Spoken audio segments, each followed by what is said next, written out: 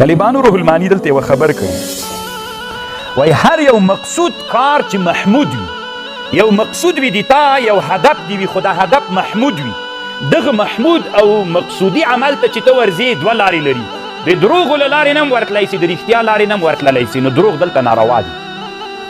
خبر پوه یو محمود کار ده او مقصود کار ده، دې ته دوه لارې سته، که د دروغو په لارې هم ورتلی سي او د چا په لاره هم ورتلی سي، نو په کومه لار به ورځي؟ که د دروغو په لاره ورغلي دا دروغ دلته ناروا دي. دا یو. او که چیرې یو مقصود کار و او محمود کار و، خو دته د چا لاره نه وه، په دروغو چې ورتلې په رښتیا لاره نه وله، مجبور یې دروغ به ورته وایي چې د محمود او د مقصود ته ورسېږي، نو بیا دروغ ویلل څنګه دي؟ نو یا به که چېرته دا محمود او مقصود مباح و، دروغ ورته مباح دي، که واجب و ورتلل څوک دي ورته؟ واجب دي. قاعده خو پوه سولې.